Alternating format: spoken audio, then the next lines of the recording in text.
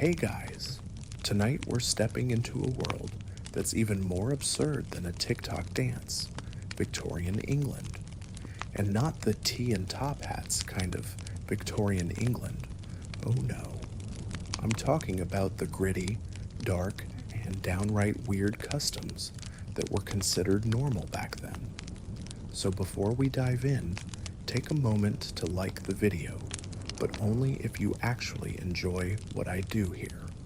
If you don't, well, you can just hit that dislike button and I'll pretend I didn't see it. Leave a comment telling me where you're listening from and what time it is for you, because I'm guessing it's always 2 a.m. somewhere. Now dim those lights, turn on a fan for that soft white noise, get comfortable, and maybe tuck your feet in so that the Victorian rat doesn't nibble your toes. Let's think about it.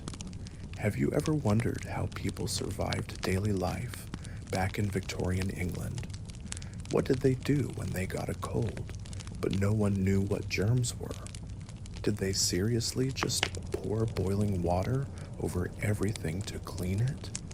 How did they manage to sit in those tiny chairs without getting a cramp, let alone survive a whole dinner party without fainting from the smell? Could you live in a world where bathing was a luxury and the idea of a clean sheet was just a fairy tale? Well, congratulations. You've just woken up in 1885, right in the middle of Victorian England. And trust me, you're going to want to get cozy, because you're in for one weird, dirty, and slightly horrifying ride. Victorian fashion, because nothing says comfort like a corset tighter than your budget after a weekend shopping spree. Imagine this. You wake up, don your finest ankle-high boots that look like a medieval torture device, and wrap yourself up in a woolen monstrosity that takes more than an hour to put on. Top hats? Yeah, they were there too, perfect for smacking into door frames every time you leaned over. But hey, at least you'd look stylish while trying to breathe, right? Let's break this down. The corset, for example, designed to whittle your waist into a shape that could only be described as questionable. It wasn't just an accessory, it was a lifestyle. If you weren't struggling to breathe, you were struggling to sit without passing out from the pressure. And it wasn't just the ladies who had it rough. Men had their own version of suffocating style in the form of tight-waisted trousers that could restrict blood flow in ways that, frankly, probably shouldn't be legal. It's the kind of fashion that makes you wonder, was the goal to look good, or was it to see how much discomfort one human can endure in a single day? Then there were the shoes. Good luck finding anything that resembled comfort. Victorian footwear could double as weaponry. They were stiff, heavy, and if you managed to step on someone's foot by accident, they'd probably be leaving the party with a broken toe. And did I mention the heel? It was like walking on stilts, except the stilts were made of wood and pain. No one was running anywhere in those shoes, and the concept of sneakers was as foreign as the idea of an Instagram influencer promoting orthopedic insoles. And the top hats, oh, those top hats, they were everywhere, perched on the heads of men in every social class. They were supposed to elevate your stature, literally and figuratively. But in practice, they just made you walk around in constant fear of knocking them off every time you leaned forward to pick something up, or God forbid, had a sudden sneeze. And let's not even get started on the fact that they were boiling in the summer. Sure, you looked like you were ready to attend a royal wedding, but you were actually just trying to make it through the day without suffocating in your own clothes. Now picture yourself attending a Victorian ball where you have to stand for hours in this getup because sitting down in those dresses was practically impossible. You're a lady trying to dance in a gown that weighs more than your car, if you had one, which you don't because it's Victorian England. And every time you take a step, you're holding your breath, praying that your corset doesn't implode and take your lungs with it. There's no time for subtlety or grace, because half of your brain is focused on staying conscious, while the other half is trying to avoid getting stepped on by someone else's 12-inch long heels. For the men, these events weren't much better. Sure, you might have a snazzy waistcoat to go with your top hat and trousers, but you also have to endure the constant discomfort of clothing that feels like it was designed by a sadistic tailor who hated your guts. Your boots are so tight that your feet are starting to feel like they're slowly being replaced by rocks. And your shirt collar is so high, you're wondering if it was designed to choke you for daring to look too relaxed. And let's not forget the sweat. Ah yes, Victorian England was famous for its mild temperatures, especially when everyone is wearing layers upon layers of wool, cotton, and more wool. On a particularly warm day, you're sweating like you're in a sauna. The only thing hotter than the weather is your body, wrapped in enough fabric to make a small army of people pass out from heat stroke. You might look elegant, but you're more likely to be seen wiping sweat off your brow and wondering if it's socially acceptable to rip your clothes off and dive into a cold river. But of course, the one thing you're not allowed to do is acknowledge your discomfort, because that would be unseemly. To sum it up, Victorian fashion was less about looking comfortable and more about proving that you could survive the most ridiculous, impractical, and frankly torturous styles of the time. It wasn't about wearing clothes that felt good. It was about showing the world that you could endure physical pain and still manage to look like you were better than everyone else. And that, my friend, is what we call the true spirit of fashion. So next time you complain about your skinny jeans, take a moment to imagine yourself in a tight corset with a hat that's 5 sizes too big and boots that could break an ankle just by looking at them. Honestly, you'll never take your stretchy pants for granted again. Let's talk about bathing, or rather, let's talk about not bathing. You see, in Victorian England, a bath was considered a rare event, kind of like finding a parking spot in a crowded city. The idea of a daily bath was more of a romantic notion than an actual practice. But did that stop people from smelling like a combination of wet dog and desperation? Of course not. Instead, they invented all sorts of bizarre methods to pretend they were clean. Ever tried to freshen up by rubbing your body with a cloth soaked in a little bit of water and a lot of wishful thinking? No? Well, lucky you. If you did manage to find the time, energy, and a bit of privacy for a bath, you were essentially a luxury figure in Victorian society. To take a bath, you needed not just the water, but a whole event to surround it. First, you needed a bathtub. And by bathtub, I mean a small metal contraption that looked like a medieval torture device, with extra room for your body to slowly sink into the filth. This wasn't the spa experience you're thinking about. Oh no, you didn't have fancy bath bombs or bubbly water, just stagnant, lukewarm water that you probably shared with the last person in your family who was brave enough to get in before you. I'm talking about the one tub of water that served the entire household. Everyone, from the rich aristocrats to the poorest laborers, shared the same stinky water. How's that for hygiene? Now imagine, after a long day of surviving the streets filled with mud, horse manure, and the occasional human waste, you'd slip into that water, only to immediately realize that it smells more like human soup than anything resembling a clean, relaxing bath. But hey, it's a bath, and in Victorian England, that's something to be proud of. You get in, you get wet, and you hope you're not the one who has to be last in line, because by that point, the water would have gone from refreshing to could probably grow things in it real quick. And if you were lucky enough to live somewhere a bit more advanced, maybe you had a bathtub with its own pipe for water. Sounds fancy, right? Well, it was, but the idea of getting enough water to fill it was still a logistical nightmare. This was the time of no running water, so the whole family would have to haul buckets of water from a well, or in wealthier households, a servant would fetch it.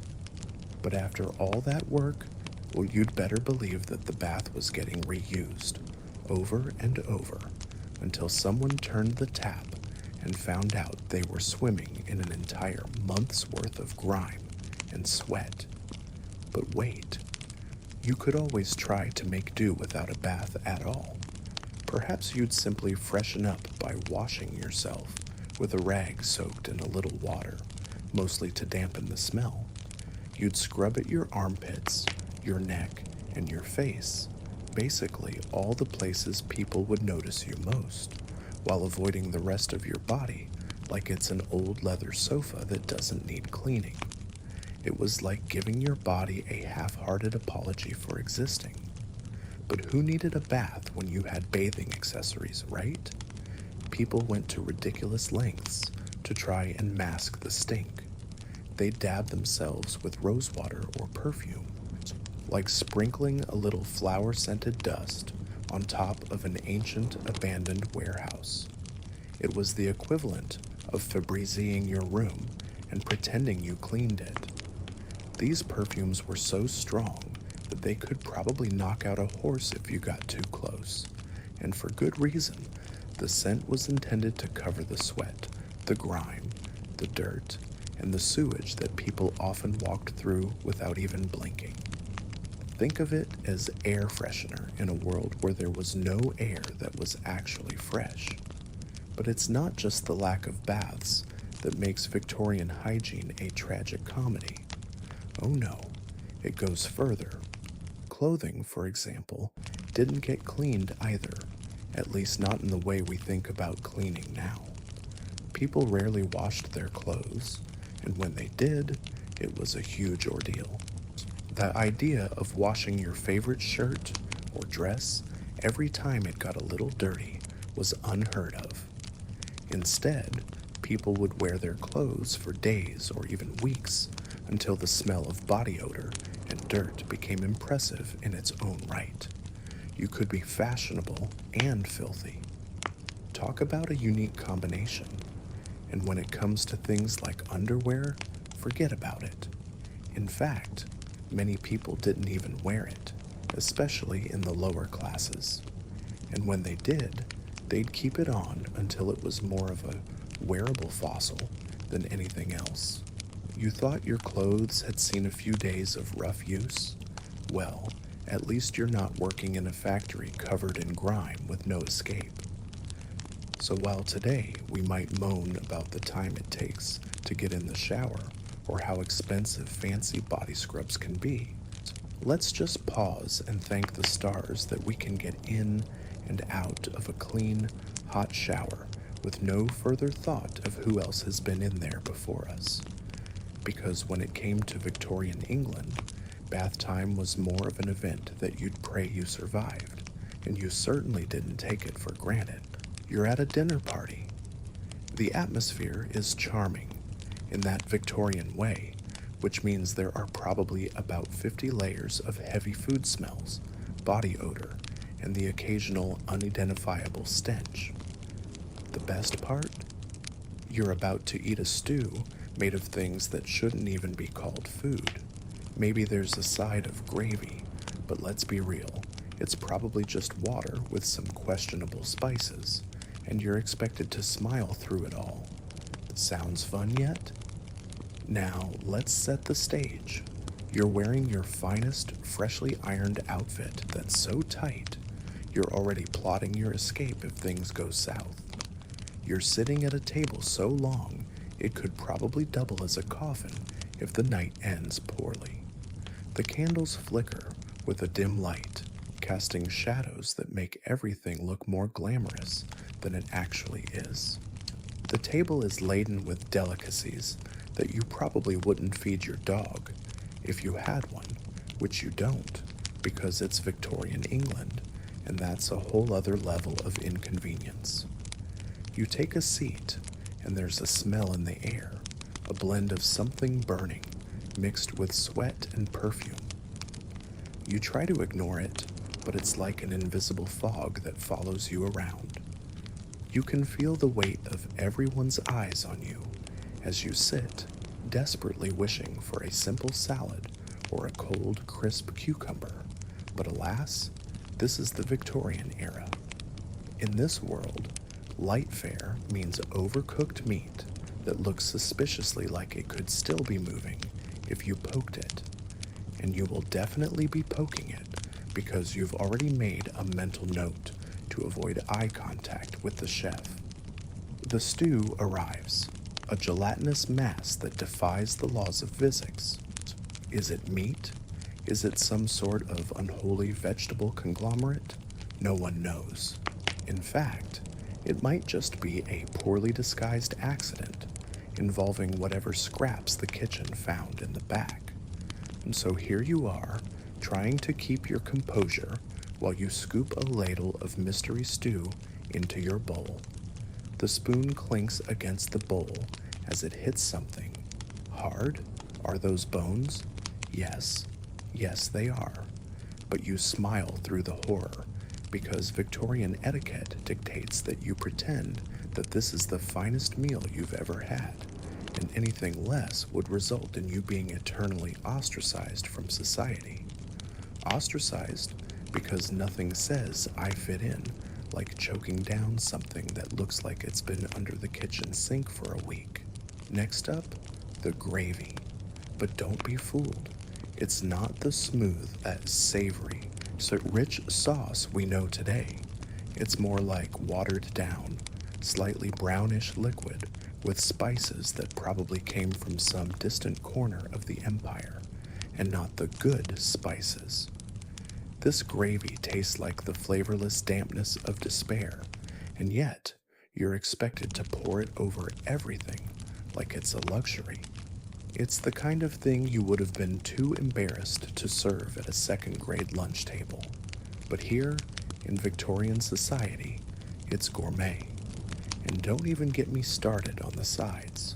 Do you remember vegetables? No?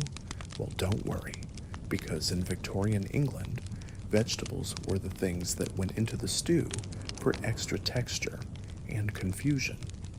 Potatoes were a staple, but they weren't sliced with the care of a modern-day chef. Oh no, these were chopped up with all the finesse of a caveman wielding a rock. So overcooked to within an inch of their life, they're now a sad, mushy pile of what could generously be described as vegetables. The greens of the time were usually some sad excuse for cabbage that had been boiled so long you could hear the leaves weeping in the pot. Meanwhile, the conversation drifts toward how charming everything is.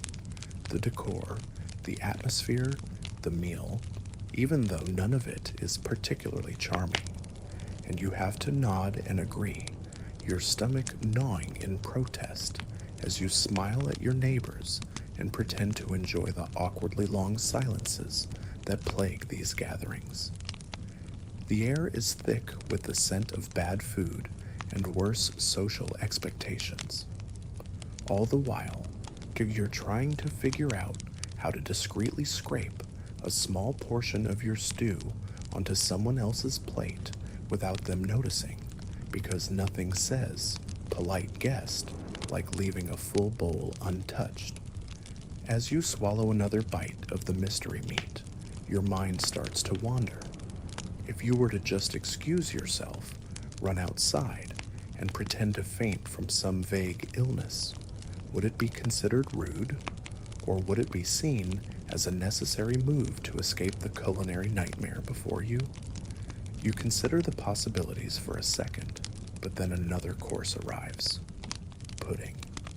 Ah yes, the saving grace. But don't get too excited. It's a sticky, too sweet mess that might as well have been made from the leftover gravy, mixed with something even worse, sugar probably.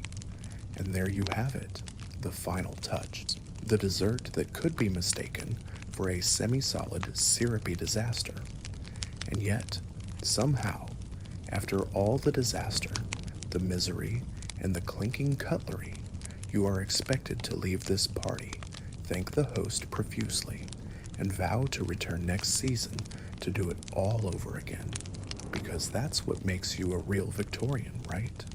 Suffering through meals that could be classified as chemical warfare, all in the name of tradition.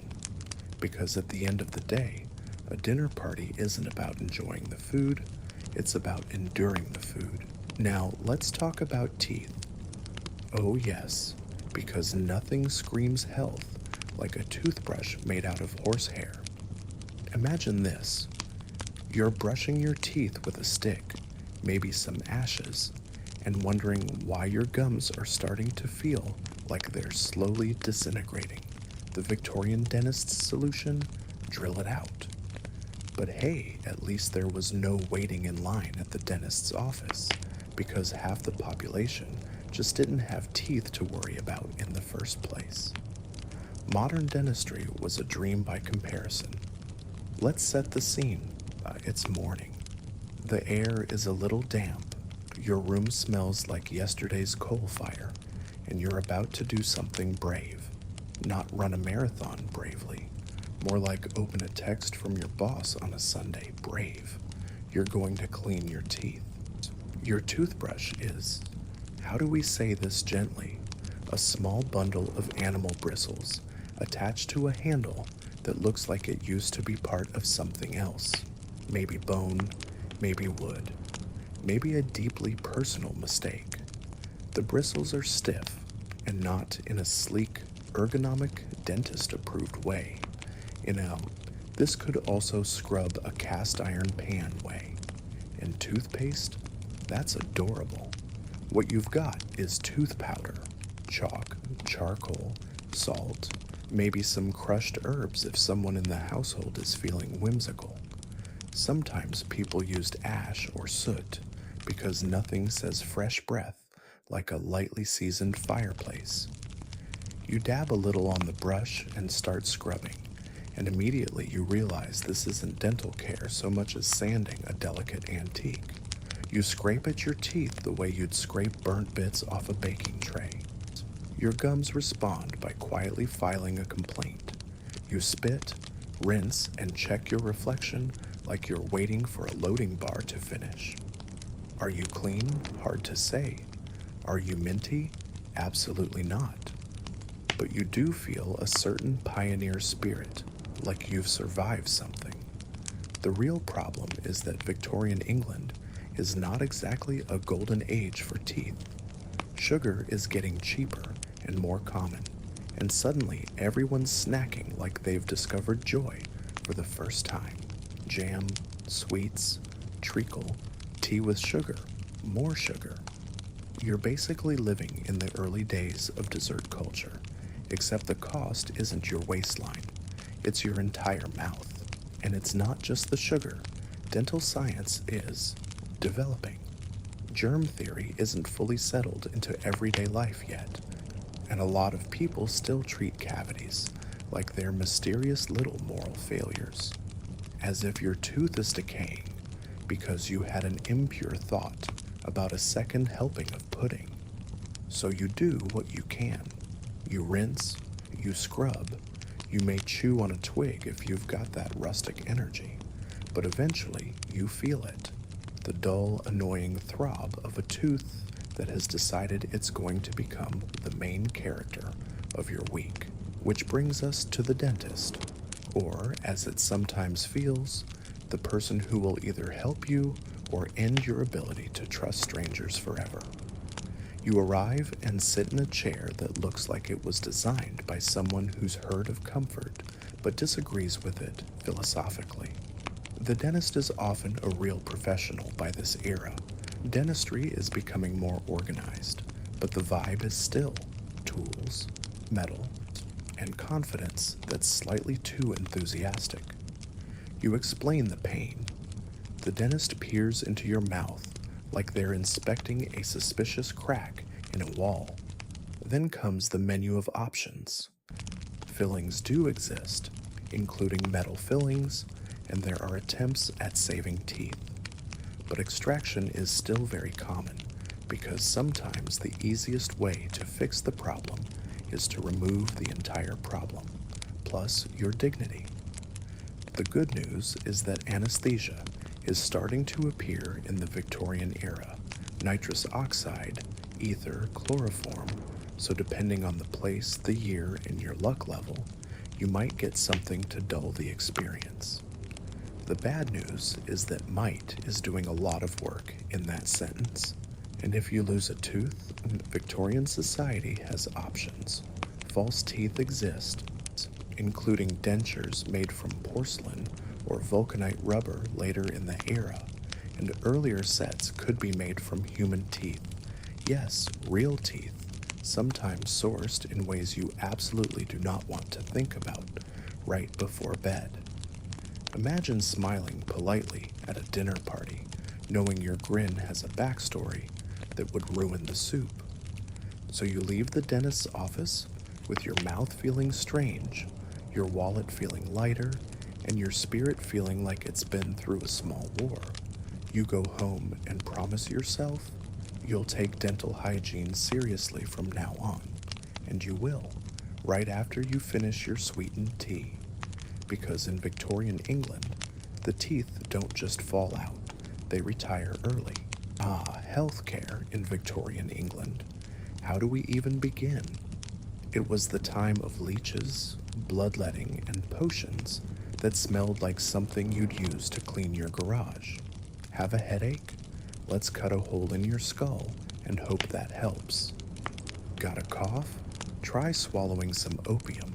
You were more likely to die of the treatment than the actual ailment, but that's okay, because people back then didn't seem too bothered by it. In fact, they probably just popped another pill and got back to their 18th century workday. And you thought your health insurance was bad. Let's start with one of the classics, bloodletting. Now I know what you're thinking. Why would anyone choose to have their blood drained in the name of medicine? Well, let's just say doctors at the time were very enthusiastic about the theory that illness was caused by an imbalance of the humors, basically your bodily fluids. If you were feeling sick, they'd just assume your humors were out of whack. So what do you do when your body is too full of something? You drain it, of course. They'd use leeches, or even just open up your veins and let you bleed for a while, assuming that letting a few pints of blood escape would restore balance. It was the 1800s equivalent of putting your car on a diet by draining the gas tank. Except no one thought to check if your car actually needed gas in the first place. So if you went to the doctor with something like a fever or a stomach ache, you'd walk out with a few less pints of blood and a whole lot more regret. Then there were the potions. The Victorian potions. Because who doesn't love the idea of drinking something that's half herbal remedy, half mystery meat stew? If you had a cough, for instance, you'd probably be handed a bottle of something that smelled like it had been cooked over a fire for weeks and definitely didn't have an ingredient list. It might have included opium, which for some reason was a go-to treatment for just about everything. Feeling sad? Opium. A cough? Opium. A general malaise? Guess what? Opium. It was like the medieval version of a catch-all pill, only, way more fun, until you realized it might just kill you. And if you thought that was bad, Wait until you hear about the more extreme measures. Ever heard of trepanation? If you had a headache that wouldn't go away, or maybe a bit of a personality change. Because who doesn't get a little cranky when they're stuck with Victorian level healthcare? They'd just cut a hole in your skull. No biggie. They called it tapping the skull, which sounds a lot less terrifying than drilling into your head with medieval tools. But hey, maybe you'd feel better after having a few pounds of your brain poked at with a rusty drill. It's not exactly a spa day, but it was worth a shot, right? But don't worry. If you survived all of that, you were still going to need something to help you feel better while you recovered.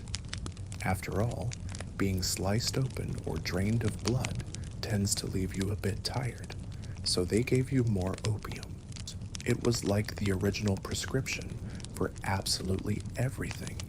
It's the healthcare equivalent of someone telling you to take a nap when you're clearly suffering from something far more serious.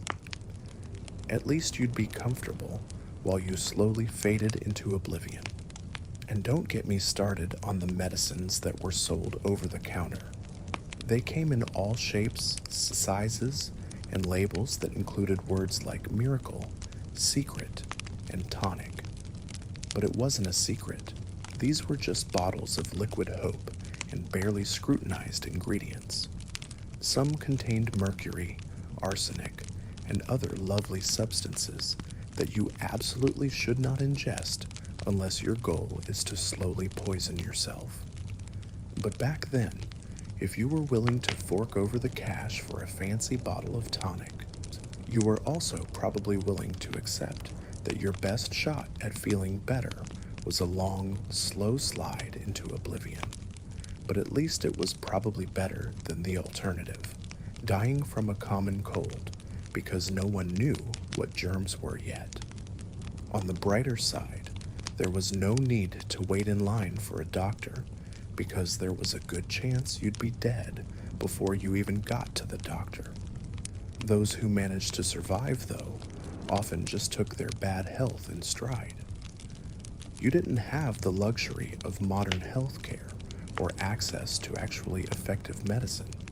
Instead, you were left with the kind of medical advice that makes you wonder if we were really any smarter back then. And while you probably didn't want to see a doctor unless you absolutely had to, once you made it to one, it was just a matter of holding your breath and hoping they didn't start recommending more bloodletting or another round of poison. So next time you feel frustrated by your health insurance or a trip to the pharmacy, just take a second to be thankful you weren't living in the Victorian era. Because trust me, if you had a headache back then, you'd probably just have to settle for more leeches, a whole lot of bad advice, and hope you survived the treatment. At least now we can rely on something better than a questionable potion made from who knows what. When the sun set, it was time to head to bed, and by bed, I mean a lumpy mattress filled with fleas and who knows what else. Forget about comfy pillows. You were lucky if your pillow wasn't stuffed with straw and smelling faintly of mildew. And then there's the matter of the sheets. They were about as soft as sandpaper, and let's face it, probably never washed. But what else were you going to do?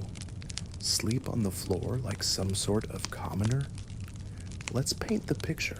Your bed isn't some plush, fluffy oasis with memory foam and a cooling gel pad. Oh no. Instead, you're sleeping on what could generously be described as a mattress, but it's really more of a collection of straw and horsehair crammed into a wooden frame that may or may not have been shaky from all the years of use. And here's the kicker. You don't just lie down on it like you would a modern bed. You lower yourself onto this lumpy fortress of discomfort, wondering if this is your body's last attempt to make a polite suggestion about sleeping conditions. Each movement on the mattress feels like it's going to toss you right off the side, and you spend the next few hours adjusting your body, or trying not to lose circulation, while somehow simultaneously becoming one with the mattress. The worst part, though, say it wasn't the bed. It was the fact that you had to sleep on it, and the only way to survive this nightly ordeal was to accept your fate, knowing full well that tomorrow you'd be waking up with your back aching like someone had given you a personal tour of every cobblestone street in town. But the pillow, that elusive pillow, you'd think this would be the one place to find comfort, right? Wrong. Victorian pillows were less cloud-like and more stuffed with nature's finest materials, which in this case means straw. Yes, straw. The same stuff that animals used to sleep on. And because it's stuffed with straw, it gives you exactly zero neck support, leaving you with a sore neck and a silent, smoldering resentment for whatever pioneer spirit led people to believe this was acceptable. Oh, and that lovely smell? Just a faint, constant reminder that mildew was your bedfellow. Now let's talk about the sheets. You know, those thin pieces of cloth that are supposed to make you feel like you're wrapping yourself in a cocoon of warmth? Haha. The sheets were about as soft as a brick wall, mostly because they were never washed. You think you have a hard time convincing your teenager to change their bed sheets every week? Well, back then, the idea of washing sheets was too much effort. Instead, the sheets would just sit there, accumulating dust, sweat, and whatever unspeakable things lived in your mattress. You'd think they'd get washed at least once in a while, but no. People were much more interested in making do than in hygiene. In fact, the whole concept of clean sheets was really a dream, a fantasy whispered about in hushed tones. Now add a little Victorian magic to this nightmare, candlelight. You didn't have the luxury of soft, mood-setting lights from LED bulbs. Instead, you were probably using a candle, which, let's face it, was as much of a fire hazard as it was a source of illumination. The flickering light would cast shadows on the walls as you tried to fall asleep, every creak in the house echoing through the cold night. And speaking of cold, you could forget about warmth. Unless you lived in a mansion with a fireplace in every room, which, spoiler alert, most people didn't, you were stuck with whatever warmth the body heat of your fellow bedmates provided. If you were lucky, maybe you had an extra blanket to fend off the chill, but it's probably made of something so scratchy that it only made the cold worse by giving you the sensation of being gently rubbed with sandpaper every time you moved. So you'd lie there, shivering, trying to keep your body close enough to another person or dog for warmth, yet far enough to avoid the distinct smell of unwashed bodies. At least you didn't have to worry about those pesky sleep disturbances we all know so well today, like checking your phone for the 700th time or worrying about the Wi-Fi. No, the only distractions you had back then were the noises, the creaks of your bed, the wind howling outside, the rats scurrying beneath the floorboards. Yes, rats. Victorian homes were practically breeding grounds for these little critters who didn't seem to have a clear understanding of personal space. They'd run through your room, occasionally nibbling on your shoes or stealing your food if you had any leftovers. But you had bigger problems to deal with than vermin. You were just hoping that you didn't wake up to find the rat curled up next to you for warmth, because that would mean another night of lying still, pretending not to notice. But eventually, you'd fall asleep. Why? Because after a day spent laboring away, your body simply had no choice but to surrender. You'd finally drift off, hoping that the morning light would bring a new day, and perhaps just maybe, a bed that wasn't a medieval torture device. But tomorrow, just like tonight, you'd likely be back in that lumpy, uncomfortable, unwashed existence, the real Victorian experience of sleep. And as you close your eyes, you just hope you didn't wake up with bedbugs in your hair. So before you complain about your firm mattress or your slightly too hot blanket, remember the Victorians and their nightly ritual of embracing discomfort. Because if there's one thing they excelled at, it was making you appreciate the simple luxury of your modern, clean, and functional bed.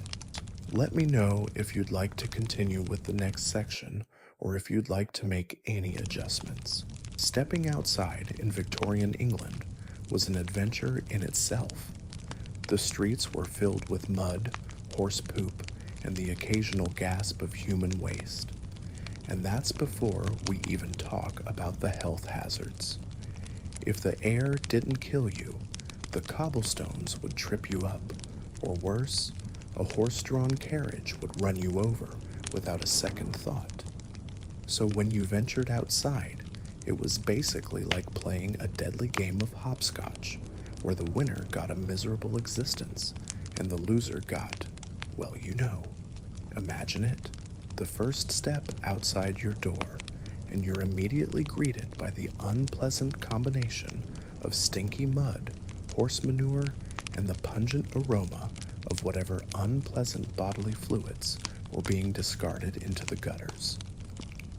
The streets, in all their charming Victorian glory, were often the domain of the less fortunate, or just anyone brave or foolish enough to be out and about. But don't get too excited about the possibility of a pristine walk through a lovely cobblestone village. Oh no, these cobblestones weren't there for your safety. They were there to make sure you tripped, slipped, or twisted your ankle just in time to get run over by a horse-drawn carriage coming out of nowhere. And heaven help you if you were wearing a fancy pair of boots. Nothing like a nice, sticky puddle of muck to ruin your day, especially when it's still lingering around your shoes hours later, making you realize you've stepped into something that's now probably part of the local ecosystem. But don't think you're safe on the sidewalks either. These sidewalks, and I use the term loosely, were barely above the level of the muck and muck-fueled puddles you just stepped into. If you managed to find a clear patch to walk, you still had to dodge the daily parade of human and animal traffic. And by traffic, I mean horses pulling carts, carriages bumping along with no regard for pedestrians, and the occasional street vendor who was most likely shoving some questionable food in your face. There was no right of way back then. It was simply a test of speed, agility, and whether or not your fellow citizens had any sense of personal space. Spoiler, they didn't. And those horse-drawn carriages, oh, they were a delight. Imagine them barreling through the streets, clattering along the cobblestones with a sound that made you instinctively sidestep, lest you become a pancake under their wheels. There was no driver's seat, as you might expect from modern vehicles, just a seat where someone was sitting and guiding horses that were probably fed too much oats and not enough consideration. You could be leisurely strolling down the street, only to find yourself facing a horse pulling a cart loaded with wood, or worse, a carriage with no brakes. Because remember, this was Victorian England, and technology had not quite caught up with the whole safety thing. 1 minute, you're walking along like a decent, law-abiding citizen, and the next, you're diving into a puddle of filth to avoid a collision that will almost certainly ruin your day and your clothes. That's just life in the outdoors. But wait, did you think you were in danger of just getting run over? Think again. The air outside wasn't exactly the fresh, rejuvenating breeze of a country garden. Oh no, The air in Victorian England was thick with pollution, so thick that even your lungs could be forgiven for filing a formal complaint. Between the smog, the burning coal, and the general industrial haze that blanketed the entire city, stepping outside was like inhaling the remnants of someone's bad decision-making. If the soot didn't kill you, the poor sanitation would. It wasn't uncommon for people to get sick just by breathing in the air while walking from their house to the local market. In fact, the air was so bad, it probably made you look forward to the horse manure on the street, because at least that didn't come with a side of lead poisoning. Now you might be thinking, okay, but maybe the countryside was safer, right? Surely, it couldn't be as bad as the smelly, noisy streets of London. Well, not exactly. While it may have been less crowded, the countryside wasn't free from its own set of dangers. Sure, there weren't horse-drawn carriages on every corner, but there were fields full of mud, steep cliffs you could fall off of, and wild animals that didn't necessarily respect personal boundaries. Add to that the lack of paved roads, which meant more muddy paths, and you've got yourself a rather risky little stroll in nature. And let's not forget the actual nature. The countryside may have had its scenic views, but it was also home to every conceivable insect, parasite, and disease-ridden critter. If you were unlucky enough to venture off the main path, you might find yourself in the middle of a swamp. And trust me, that's where things get real exciting. That's when the mud gets real sticky, and the mosquitoes and leeches get real hungry. It wasn't exactly a relaxing, scenic walk. It was more like an obstacle course designed by a sadistic nature lover. So what's the takeaway from all of this? The great outdoors in Victorian England was a game of survival. Every step you took could have ended in a broken leg, an unexpected encounter with a horse, or a full-blown health catastrophe thanks to the awful air quality. It was a world where you constantly had to navigate hazards, some visible, some not, just to survive another day. So next time you step out for a walk on your nice, clean, well-maintained sidewalk, take a second to appreciate the fact that you're not dodging horse poop or hoping a leech doesn't attach itself to your leg. What could make you feel better during your illness in Victorian England? Why, a nice dose of snake oil, of course. Forget modern medicine and pharmaceutical companies. In those days, if you felt sick, you probably found some expert who sold you a miracle cure made of literally nothing useful. From cough syrups that had more alcohol than actual medicine to a mixture that was 90% water and 10% wishful thinking, the Victorians were experts in both deception and getting you to pay for it. Let's start with the obvious, snake oil. Yes, this was an actual product back then, and no, it didn't cure anything. Snake oil was marketed as a cure-all elixir that promised to fix anything from a sore throat to a bad back, and even the plague if you were really unlucky. It was often made by infusing oil with herbs, but mostly it was just oil with a hefty dose of nothing mixed in. And yet, people bought it. Why? Because it had that magical Victorian charm, a name that sounded like it came from an ancient, exotic source.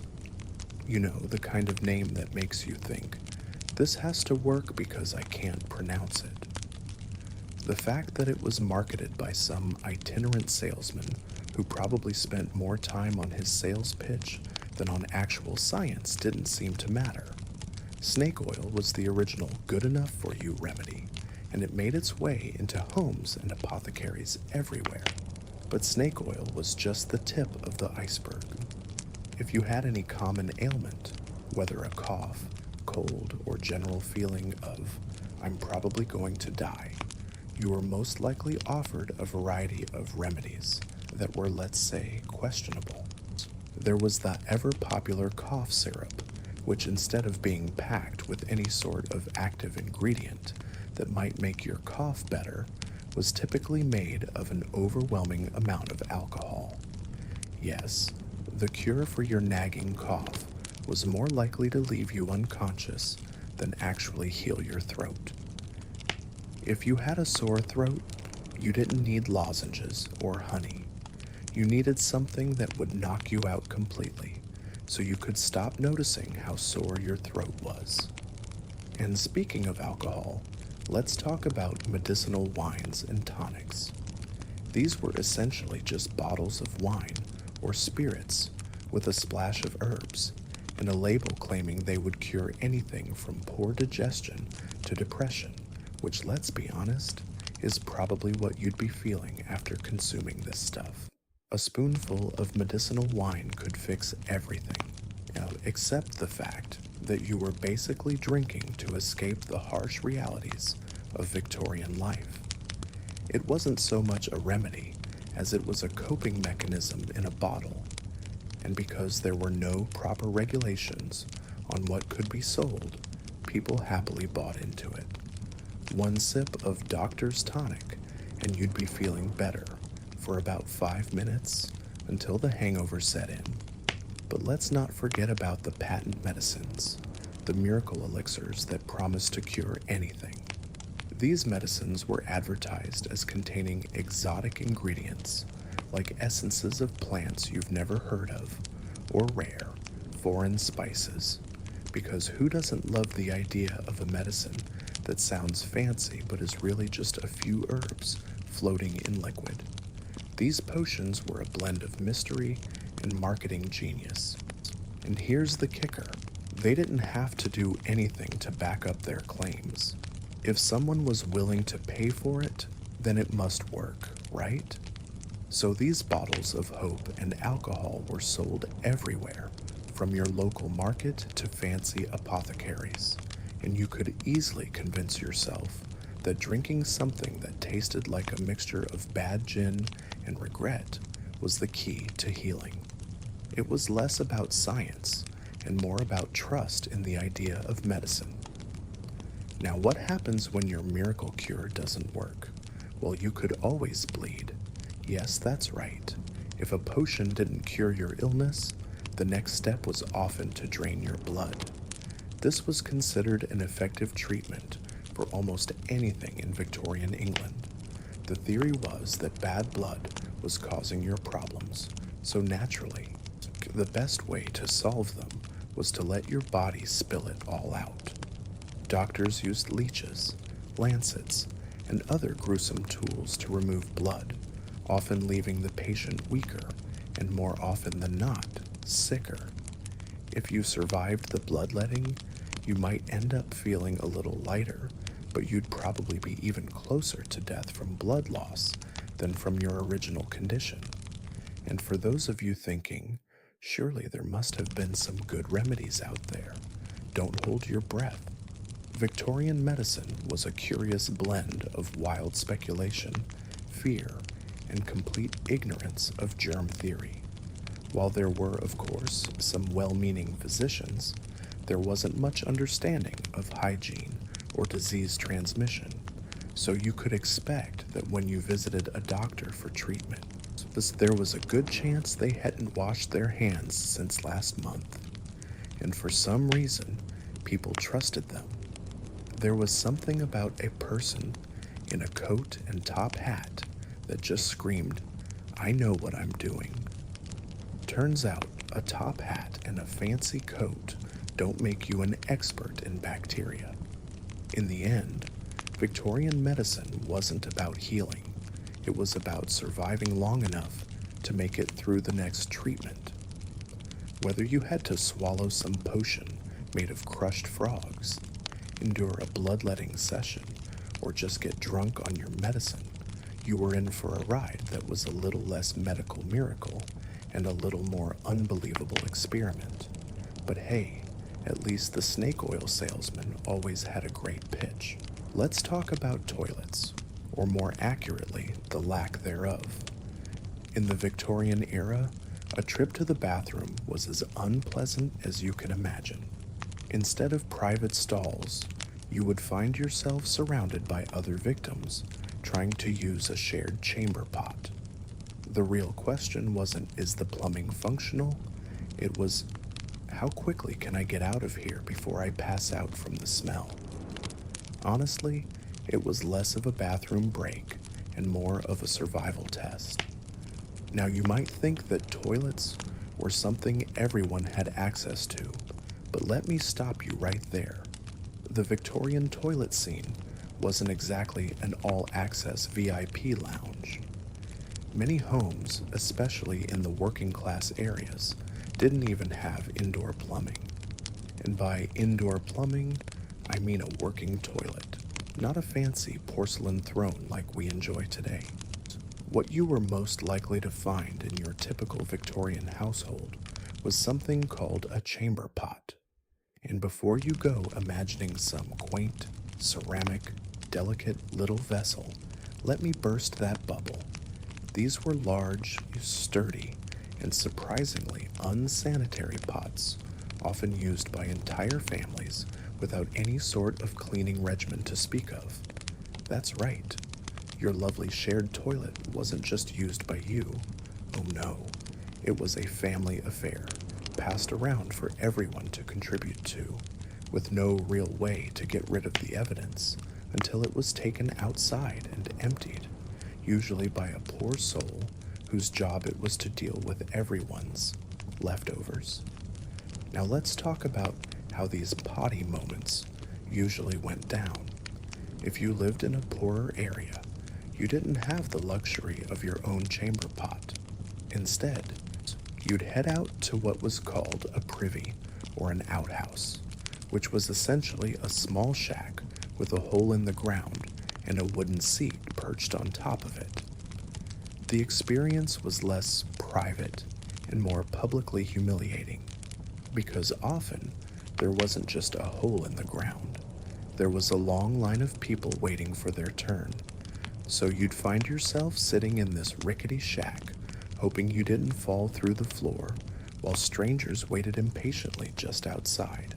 Oh, and you didn't exactly get to refresh yourself afterward. There was no TP, no fresh air, just the smell of everyone else's waste lingering around you like a thick cloud of doom. The idea of private bathroom time was nothing more than a cruel joke. The real luxury? Getting to use your own chamber pot without needing to share with anyone else. The worst part, though, the smell.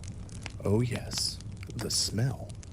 You thought your bathroom had a bit of an odor after a long day of use? Imagine living in a world where not only was there no ventilation, but where every street, side alley, and corner was filled with that distinctive stench of waste, rot, and despair. People often had to walk down the street and hold their breath, praying they didn't inhale something foul. It wasn't just in the back alleys, it was everywhere. The streets were often clogged with not only horse manure, but human waste that had spilled out of the ever-expanding chamber pots. And if you were lucky enough to live in a house with an indoor toilet, congrats, you'd still likely find yourself having to empty the chamber pot somewhere, with all its contents seeping out and giving the neighborhood a bit of a treat. The fresh air outside was often just another heavy dose of stench. But surely, you say, there were some functional toilets, right? Perhaps a fancy aristocrat had their own flushable toilet? Yes, they did. The very elite few could afford the indoor plumbing, but even their pipes weren't exactly clean. Those modern toilets were often connected to a cesspit, a hole in the ground where everything went to ferment and rot until it eventually had to be carted away. If you think today's plumbing is annoying, just remember, in the Victorian era, people had to hire night soil men. Yes, they were real, to remove the waste from these cesspits in the middle of the night. Why? because no one wanted to be caught during the day hauling out buckets of human filth, and you thought your bathroom experience was inconvenient. But here's where the whole thing gets extra special: diseases. Yes, the lack of sanitation was the perfect breeding ground for diseases like cholera, typhoid, and dysentery. With no understanding of germs or contamination, people kept using the same filthy chamber pots and outhouses for years, spreading infections and making the whole situation worse. Everyone walked around in a fog of bacteria, none the wiser about how germs were actually transmitted. You might get sick from simply stepping outside and breathing in the air, because the waste in the streets was mixing with the water supply, and that lovely drink of water you were enjoying might have come from the very place people were discarding their excrement. In the end, the Victorian toilet experience was a test of patience, endurance, and general fortitude. You didn't just need to survive a public bathroom, you needed to survive the smell, the chaos, and the risk of disease. Next time you're frustrated with your bathroom situation, just think, at least you don't have to share your toilet with half the neighborhood, and you don't need to pray that the plumbing works when you flush. Ah yes, Victorian social etiquette, where everyone had to look perfect, no matter how much they were dying on the inside. Don't show emotion, don't talk about your problems, and for the love of all that is holy, never let anyone see you sweat. Even if you were about to faint from hunger or exhaustion, you had to keep up the appearance of being the most composed, perfectly poised person in the room. It's kind of like going to a party where everyone is pretending to have their lives together, except there's no Wi-Fi, and the cake is probably full of arsenic. Let's set the stage. You're at a Victorian dinner party, surrounded by well-dressed, impeccably poised individuals, all giving the distinct impression that everything in their lives is just perfect. You, on the other hand, are barely holding it together. You're hungry, tired, and frankly, a bit over the whole perfect social facade. But in Victorian society, that's not just a problem for you, it's a problem for everyone. And by problem, I mean it's your job to pretend everything is fine, even if your internal organs are staging a rebellion. The last thing you want is for someone to catch a glimpse of you fainting into your soup or accidentally crying out in the middle of a conversation about the weather. If you think that keeping your composure at a social event is difficult today, just imagine the pressure of trying to keep your game face on in an era when looking unruffled was everything. You couldn't just walk around saying, "Hey, I'm exhausted, hungry, and my feet feel like they're on fire." That would be insufferable. The key was to maintain an air of effortless charm and grace even when you had not eaten in hours, because the meal consisted of things like boiled beef and a side of weird gravy, and even when your shoes were digging into your feet in the most uncivilized way possible. The Victorians expected you to smile, nod, and look completely unbothered by the misery surrounding you. The most important thing was never actually living your best life. It was about giving the appearance that you were. And let's talk about the clothing. You were literally wearing a suit or gown that was actively working against your survival. Have you ever tried to navigate a crowded room in a corset so tight it could double as a medieval torture device? Well, the Victorians didn't just wear one, they wore three. Okay, it was almost like playing a game of who can suffer the most in the name of beauty. It's not enough to merely be dressed. You had to be dressed to impress. And that meant suffocating yourself in layers of clothing that had no regard for human comfort or basic survival instincts. You know how you feel when your waistband gets a little tight? The Victorians were living that feeling 24/7, but with no stretchy pants to save them. And then there's the matter of conversation. At a Victorian gathering, you were expected to engage in polite chit-chat, discussing art, literature, and the occasional game of croquet, all while internally wondering whether your stomach would ever forgive you for the undercooked mystery stew you just ate. You couldn't talk about your stress, your fatigue, or, heaven forbid, your feelings. That would be an act of emotional barbarism, like letting someone see you break into a full sob at a birthday party because your corset feels like it's slowly cutting off your circulation.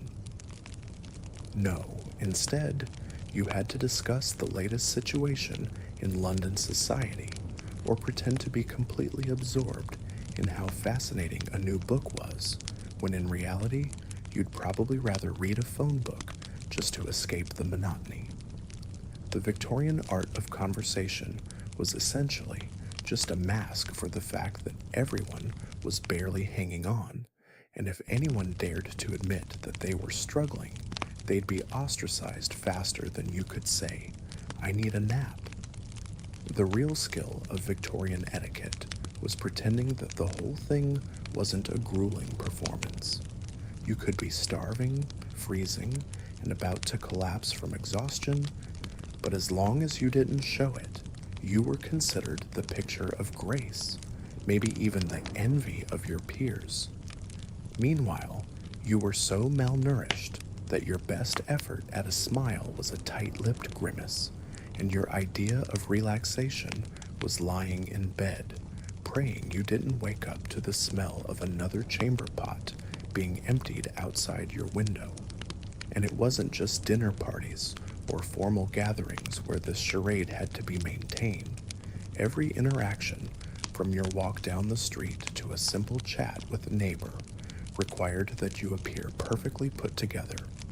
Nothing says upper class more than inauthentic happiness and an ability to ignore the fact that your shoes are filled with mud and you haven't had a proper meal in days. But it didn't matter. The Victorians had perfected the art of looking good while falling apart, and they stuck with it, because to let anyone see the cracks would be to ruin the illusion that life, despite everything, was still so very dignified. So the next time you feel pressure to keep it together at an event, remember, you're not the first person to suffer in silence and fake it till you make it. At least now, you don't have to wear a corset while pretending to enjoy a boiled potato in gravy that could double as industrial glue. Still, there's something oddly admirable about how the Victorians mastered the art of socializing while their bodies were essentially betraying them, much like you trying to make it through your social obligations on a Monday morning after a weekend binge. The Victorians didn't really have the luxury of working from home or doing a quick Zoom call. Nope. They were up before dawn, working in factories, coal mines, or on the streets, doing manual labor that would have you questioning every life decision you ever made. But don't worry, it wasn't all bad. Every day was like playing a game of survival of the fittest and who can endure the most pain. The reward? More back pain and slightly less dignity. Imagine waking up at the crack of dawn, your eyes barely open from exhaustion, only to realize you're about to spend the next 12 plus hours doing some of the most grueling, soul-crushing labor imaginable. Whether you were working in a factory, coal mine, or on the streets as a street sweeper, you could forget about leisurely mornings with coffee and social media scrolling. No, your day started with something much more substantial. In the factories, children as young as 6 years old were sent to work, crawling through machinery, dodging dangerous parts, and trying to avoid getting their limbs caught in the gears. And forget about safety regulations. Those hadn't been invented yet. If you lost a finger or two, that was just the price of doing business. The factory environment itself, it was an industrial nightmare. These buildings were poorly ventilated, filled with choking clouds of dust, the air thick with the scent of oil and sweat. The machinery was loud enough to make your ears ring, and the workers were packed in so tightly that you were constantly bumping into your neighbors. No personal space, no breaks. If you were lucky, you might get a lunch break, but only long enough to inhale whatever you brought from home, likely a small piece of stale bread and maybe some watery soup.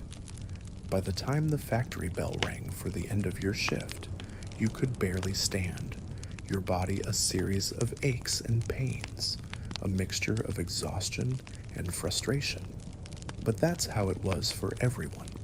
The idea of complaining about how bad things were was a fast way to get fired, or worse, blacklisted from the few jobs that existed.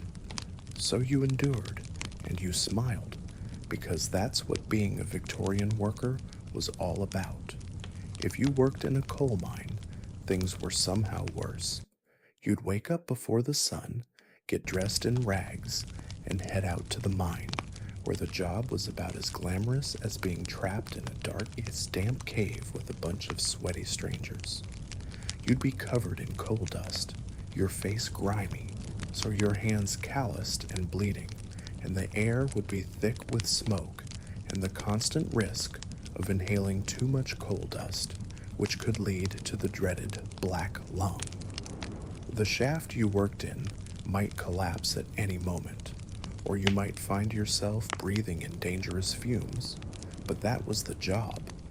You had to keep going, because if you didn't, there was literally no other work to be found. In fact, if you were a child, or worse, a child's child, you might have been lowered into the mines as a hurrier to pull carts of coal. The only thing worse than that? The rats. Sure, they were cute when you saw them in cartoons, but down in the mines, they were your most unwelcome co-workers. And then, there were the street workers. Imagine sweeping the streets in the midst of everything else. Horse manure, trash, mud, and the occasional gasp body. In Victorian cities, particularly London, the streets were filthy. There was no sewage system to speak of, so waste, both human and animal, was piled up along the curbs. People who worked as street sweepers would spend hours each day using brooms made of twigs, trying to clear away the muck. But no matter how hard they worked, the streets always seemed to be just as dirty as before. The smell was overpowering, and the work was so backbreaking that it was hard to imagine surviving without at least one bit of hope. But there was none. The pay was miserable, the conditions unbearable, and the satisfaction from a job well done was non-existent. It was just the same cycle, day in and day out. Now, you might think that these people were compensated for their hard labor with generous pay, right? Ha! Not even close. Victorian wages were pitiful. If you were a factory worker, a miner, or a street cleaner, you were lucky to make a few shillings a week. And forget about getting any sort of health benefits, vacation time, or sick days. Your job was your survival, so if you were injured or became ill, you were just out of luck. No one cared if you couldn't make it to work because of a broken arm or a horrible illness. You just had to find a way to go back, or else risk starving. But here's the thing. Despite all the misery, the Victorians somehow powered through it. They endured the back-breaking work, the long hours, and the pitiful pay. They had no choice. It was either that or perish in the streets. So they made the best of it. They found ways to laugh, to form friendships with the few people who shared their misery, and to dream of a better future that might never come. And honestly, That's kind of amazing. Today, we complain about our office chairs, our Wi-Fi speeds, and our morning commutes. The Victorians didn't have Wi-Fi or fancy chairs, but they had something we could probably use a little more of: resilience. So next time you're upset about your job or feeling like your workday is a little too much, just take a deep breath and think about the Victorians. They'd be the first to tell you, at least you're not crawling through a coal mine with a 20-pound sack on your back. At least I hope they would, because that's the sort of perspective that gets you through a hard day. You know how you unwind after a hard day? Throw on Netflix, grab some popcorn, maybe scroll through social media to see what's happening in the world. Well, the Victorians didn't have that luxury. Instead, they had to entertain themselves with things like card games, bad poetry, or even sitting through an excruciatingly long play while silently judging the actors. The concept of relaxing was a bit of a foreign idea, but at least there was always the option of hiding in a corner and pretending you had a headache. Let's face it, when we think of entertainment today, we imagine endless options: streaming platforms, social media, gaming, podcasts, all at our fingertips. But in the Victorian era, entertainment was a whole different ballgame, and you had to get really creative. The most luxurious thing you could do for fun was probably sitting in a room for hours, listening to someone recite bad poetry, because why not? You've already spent your day working in a factory or coal mine, and there's nothing like the soothing sound of someone mispronouncing half the words while trying to convince you that this poem will change your life. You'd politely clap at the end, hoping your hands didn't fall off from the effort of pretending you liked it. And if the poetry didn't work, you could always try to get through another round of card games that were equally long and just as draining on the soul. And if card games weren't your thing, then perhaps it was time to attend one of the many plays that would be performed. Painfully long, of course. The concept of short and sweet didn't exist back then. A play could go on for hours, featuring the most exaggerated performances, with none of the wow factor we're used to today. You were expected to sit through these theatrical disasters, which might have involved literal melodrama or slapstick humor that made you want to crawl out of your seat and flee into the nearest alley to get some fresh air. But no, you had to sit through the entire thing with a smile, nodding along like you were captivated, when in reality you were just counting the minutes until it ended. The actors, meanwhile, probably thought they were delivering the performance of a lifetime, when in reality, you were just hoping your back wouldn't cramp up from the uncomfortable wooden benches you had to sit on for hours. Let's not forget the fancy social events that Victorians were so fond of, like ballroom dances. Now, don't get me wrong, dancing was a fantastic form of entertainment if you didn't mind feeling like you were participating in a complex choreography that would put TikTok dance routines to shame. But here's the thing, you weren't dancing for fun. No, you were dancing because it was a performance. You had to look perfect, graceful, and dignified at all times. It was a social requirement, more than a form of enjoyment. Imagine trying to keep up with a dance step while worrying about whether your corset was too tight or whether your partner was judging you for your 2 left feet. The entire thing was basically a high-stakes game of don't embarrass yourself in front of the whole town, and if you messed up, you'd be talked about for weeks. At least with Netflix, you can hit pause if you need a break. Victorians didn't have that luxury. Then there were the public spectacles. If you were feeling particularly adventurous and didn't mind potentially losing your lunch, you could always watch a public execution. Yes, in Victorian times, executions were a form of public entertainment. Picture this: people gathering in a large crowd to watch someone be hung, drawn, and quartered, or whatever was fashionable at the time.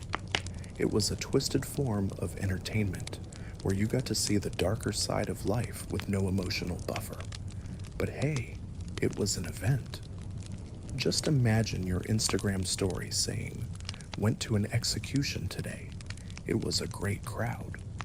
And if the thought of public execution didn't appeal to you, which it shouldn't, there were always the amusements of the time: circuses, freak shows, and animal fights. Nothing says fun day out like watching a bear and a dog wrestle for a crowd's approval.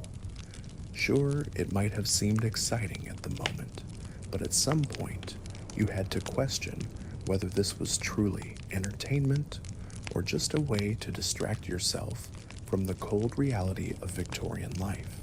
After all, when you're living in an era with no health insurance, no real hygiene practices, and no Netflix, you take what you can get.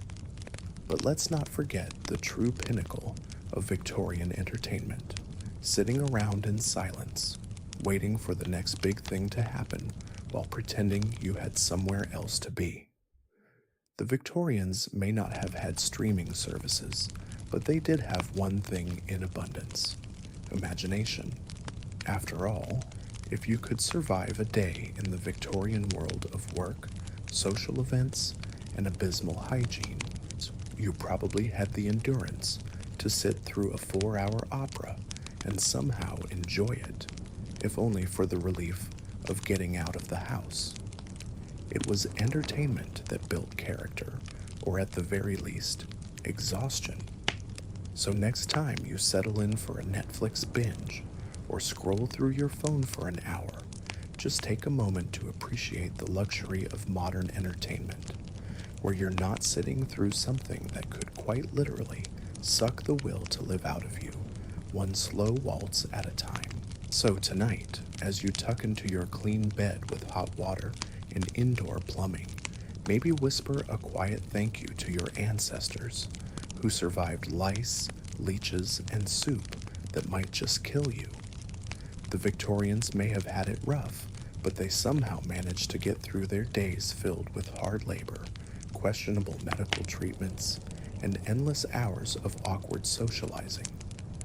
Their lives were a constant balancing act between maintaining appearances, avoiding illness, and praying their outdated miracle cures would work, while also dodging horse-drawn carriages and navigating streets filled with more waste than a garbage dump on fire. But despite all the suffering and the struggle, the Victorians were stubborn, they were resourceful, and in a way they were kind of ridiculous, but in the best way possible. Sure, they didn't have the luxuries we enjoy today, like air conditioning, social media, or even Wi-Fi, but they had something else: resilience. They powered through daily hardships that would make even the toughest of us squirm. And let's be honest, if they could do all that, maybe we can find a bit more appreciation for our modern comforts, like soft, clean beds, quick access to food that doesn't involve horse meat stew, and a bathroom that doesn't require an Olympic-level challenge to survive. So as you settle into your own little corner of modern luxury tonight, take a moment to remember the Victorians and perhaps feel a little grateful for the simplicity of your life. Because while we may complain about waiting for the Wi-Fi to load, at least we're not trying to survive without it. And avoiding being run over by a horse at the same time. Good night. Rest easy, knowing your bed is free of rats, your plumbing works, and there's no one knocking on your door asking if you'd like to buy some snake oil. Sweet dreams, and remember, it could always be worse, especially if you were a Victorian. Okay, good night.